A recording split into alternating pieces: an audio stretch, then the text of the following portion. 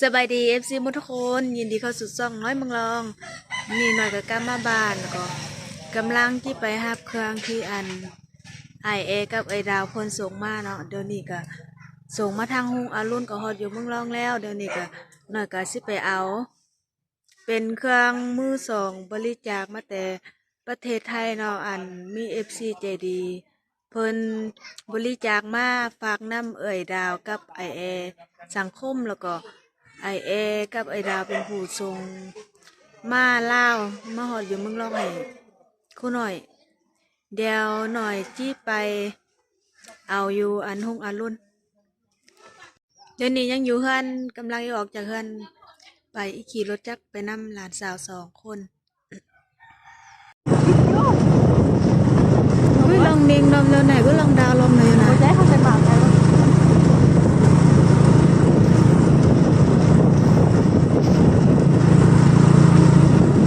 เดี๋ยวนี้ก็กำลังขี่รถออกจากบ้าน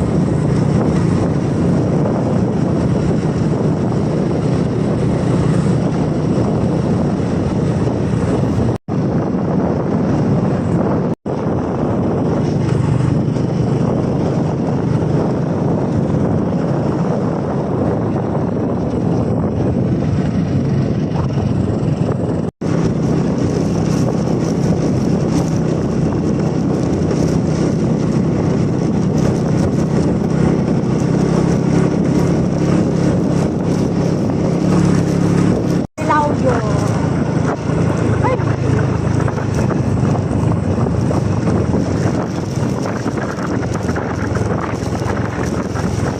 เราเบียดอันนี้แบบกัน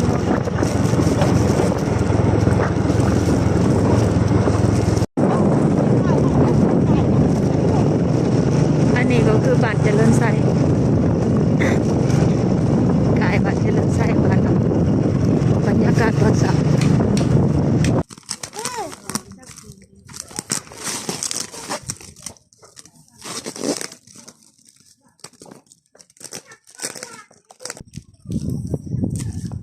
เดี๋ยวนี้หน่อยก็ไปฮับเครื่องอยู่ฮุงอารุณมาหอดอยู่เฮือนแล้วนี่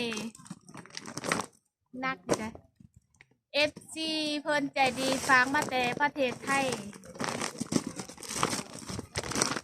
แล้วก็ไอเอสังคมกับ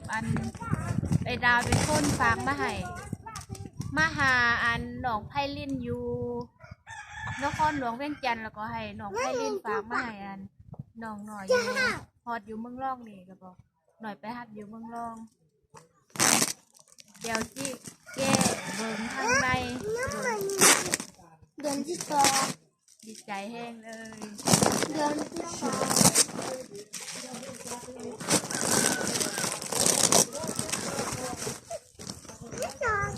เป็นเทือทันยิดเลยที่ได้เครื่องจาก FC ทางประเทศไทยประเทศเพื่อนบ้านของเฮานี่แหละที่มีน้ำใจฮักแท้งกันแล้วก็ฝากเครื่องมาให้หน่อยก็ดีใจหลายสุดเลยดีใจแห้ง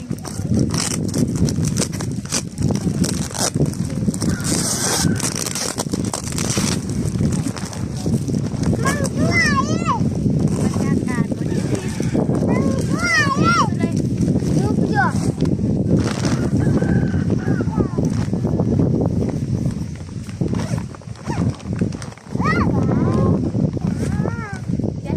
ลูก อันนี้ก็หลานสาวกับหลาน3 คนมาสวยจ้าอันนี้จะเป็นเสี่ยวกุ้ยช่ายดีกว่าขายคือสุดคู่คุณเมียนหรอกอันนี้น่ะจะแมนให้จะให้พร ในที่เก็บมา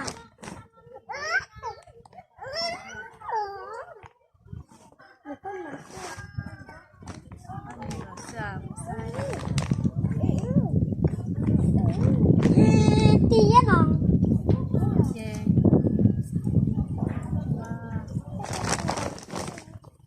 ว่าตัวนี้เป็นผ่า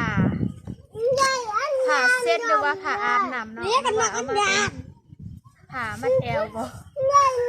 ง่ายนะไม้ตุ๊กตา เมื่อกี้ เป็นกระเป๋าหน่อย ในพุ่น ใส่โทรศัพท์เป้ก็ได้ ใน ดี น้องอันน้ำเนาะในน้องมันเป็นหลอกจริง เป็นเสื้อแขนสั้น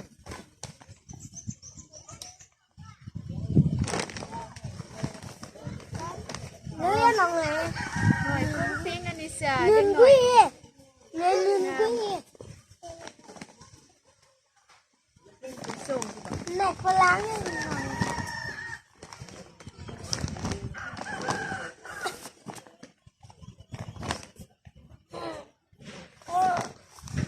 อ๋อนี่เสื้อเด็กหน่อย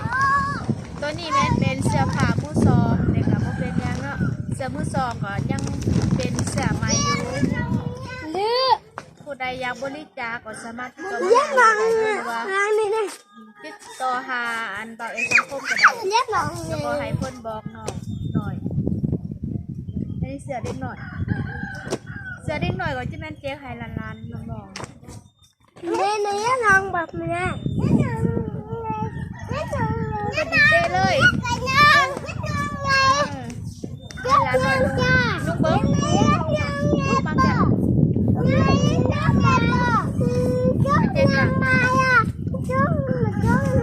แล้วคนนี้ก็ต้องปักกรอบว่าแล้วร้านหน่อยนะโอ้พอดีเลยโอ้รอคืนเลยข่อยเอาดีใจสุดนั่งยักกวงใบกวงหรือยักปะเดี๋ยวส่งงามขอบใจเพิ่นไหมขอบใจ FC ไหมขอบใจเด้อที่ฝากส่งงามๆมาให้เดี๋ยวคนหลายสุดเอ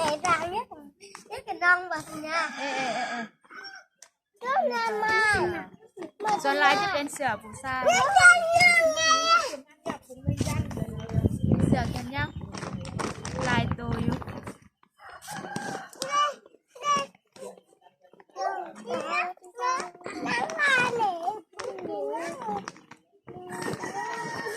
Kita akan. Tumin đục.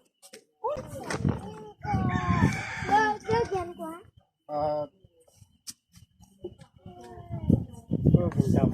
Bên này bảo sợ đây đâu chỉ muốn đi đâu đây trong ai mới đồng dây tôi muốn tôi game tôi nhưng nhạc quay quá mình nè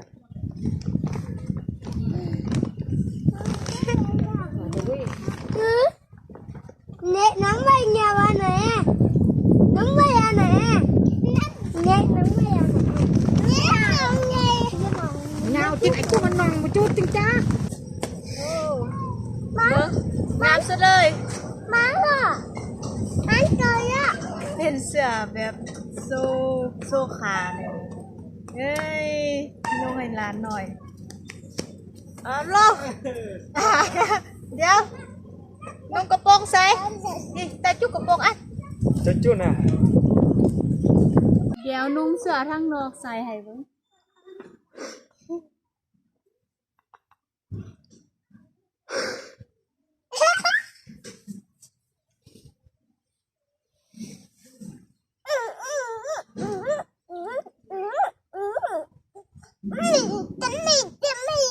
ได้ปะ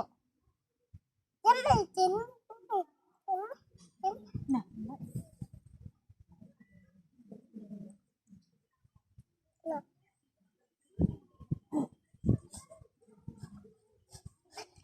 มีแค่คนได้อ่ะ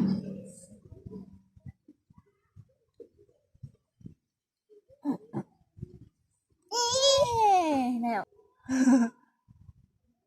โอ้งามแล้วงามที่สุดเลย bà tôi bà ได้เสื้อไหมกะนันยาน่ะน่ะตัดอ้อมดิ bàบันทึกกับbà nhé เอาให้ร้านหน่อยเนี่ย2 ฟืน 3 ฟืนกับเรา1 4 ฟืนผู้นี้แม่นเราบ่เอาที่ได้เสื้อผู้ชายอะบ่มี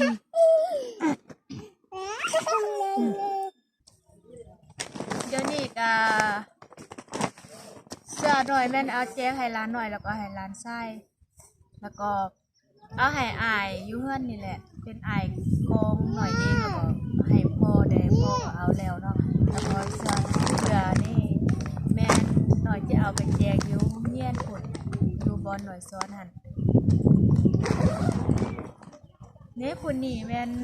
หลานผู้ที่สองเสือผู้หญิงลาวบ่นุ่ง อยากได้เสือผู้ชายว่ะเมื่อหนามี FC ใจดีอยากบริจาคอีกก็สามารถติดต่อมาได้เด้อ ว่าแล้วก็ปล่อย ถ่ายนี่ก็บ่มีหยังหลายมีแต่ขอขอบใจ FC หมดทุกคนแล้วก็ FC ที่อันบริจาคเครื่องให้น้อยแล้วก็ขอบใจอัน IA สังคมกับเอ่ยดาวหลายๆเด้อที่เป็นผู้ประสานงานติดต่อหาอัน FC แล้วก็ฝากเครื่องมาให้หน่อย แล้วก็ฝากขอขอบใจน้องไพลินอยู่ทางอันนครหลวงเวียงจันทน์ขอบใจหลายๆเด้อแล้วก็ผู้ใดเข้ามาติดตามทาง FC เก่าหรือว่า FC ใหม่ที่เข้ามาติดตามใหม่ก็หน่อยขอขอบใจหมดทุกคนเลยทางฝั่งไทยแล้วก็ทางฝั่งลาวหมดทุกคน ไทยนี่ก็ฝากให้ FC ทุกคนฝากกดไลค์กดแชร์แล้วก็คอมเมนต์แล้วก็ให้กำลังใจหน่อยแดแล้วก็ฝากติดตาม FC ทุกคนเด้อที่เข้ามาชมขอขอบใจหลายๆ